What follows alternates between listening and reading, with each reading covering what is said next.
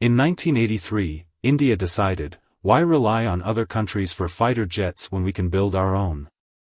And so began the ambitious, long, and slightly comical saga of the Tejas. Like most grand ideas, it started with a dream, optimism, and a plan that seemed simple: make a cutting-edge fighter jet.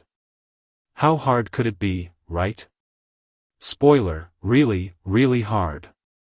Turns out, it was more like cooking a complex dish without the ingredients, recipe, or a working stove.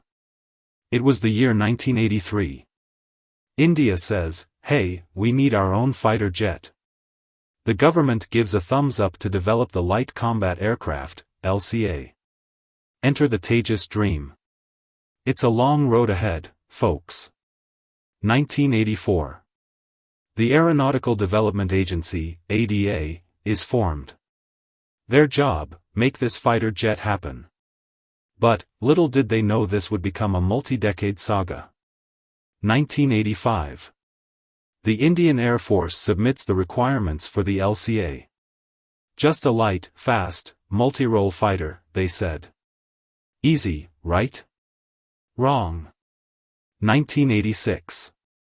The government throws 5.75 billion Indian rupees at the project.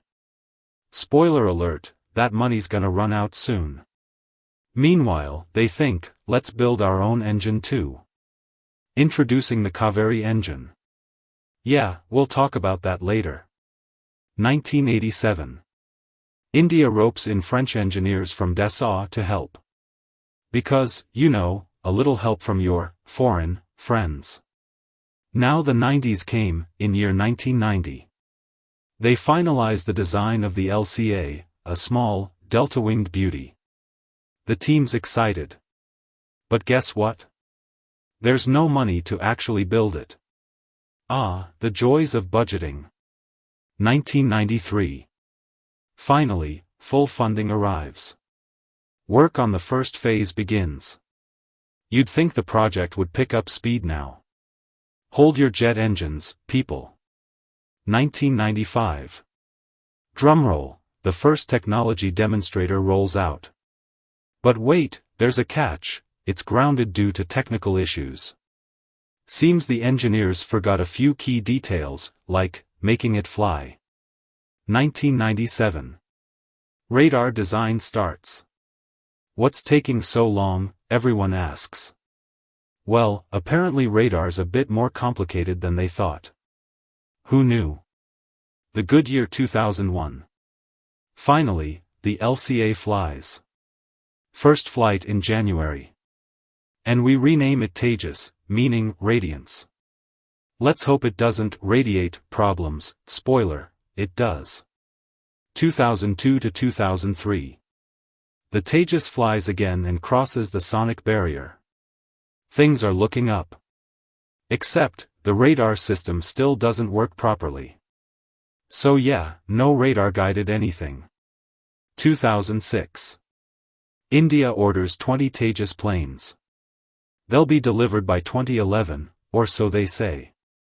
We'll see about that.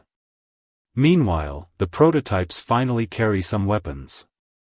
Just in time for their high school reunion. 2007. The Tejas goes supersonic again, but this time with missiles. Look, Ma, no hands. Meanwhile, it skips the Paris Air Show. Why? Too busy figuring out if it can fly in hot, humid conditions. Bangalore's not exactly a sauna, 2008 to 2009. Hot weather trials, cold weather trials, high-altitude trials. The Tejas spends more time on holiday than a trust fund baby. The good news, it works. The bad news, it's still not in production. 2010. The Tejas LSP-3 flies with almost the final configuration. Finally, we're getting somewhere. But wait, this is just the almost final version. We're still perfecting it. Q Tejas LSP-4 and LSP-5. More test flights, more tweaks. When will it end? 2011. First batch for the Indian Air Force? Just kidding, it's delayed. But hey, at least it's getting certified for service. Tejas even shows off at Republic Day. Because nothing says we're almost done like a parade. 2015. The moment we've all been waiting for, the IAF finally gets its first Tejas. The defense minister hands it over with a big smile.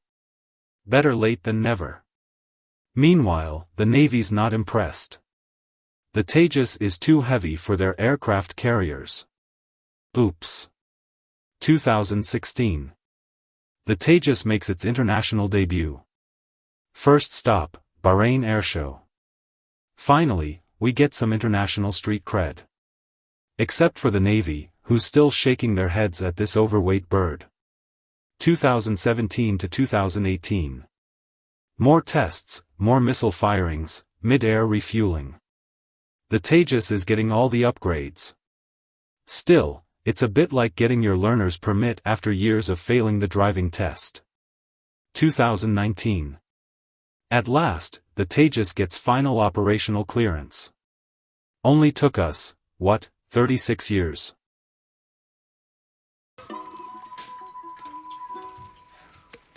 Skipper, we've all the parts we need, but we're slightly behind schedule. How slightly? 6 to 9 years. 69 years? No, 6 to 9 years. But hey, now it's officially ready for combat. Fingers crossed. 2020. The Navy's version of the Tejas lands on INS Vikramaditya. This is huge. First takeoff and landing from a carrier. Okay, maybe we're actually going somewhere now. 2022. The first flight of the upgraded Tejas Mk1, a prototype. Tejas keeps evolving, like a Pokemon, but with fewer battles and more paperwork. Now from 2023 to 2024. Tejas Mk1, a production finally kicks off, and it's looking promising.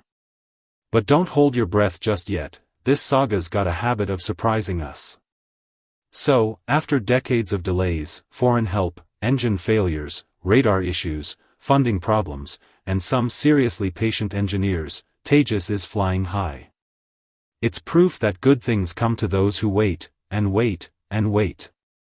And finally, after decades of delays, redesigns, and enough paperwork to fill an aircraft hangar, the Tejas takes flight as India's pride and joy.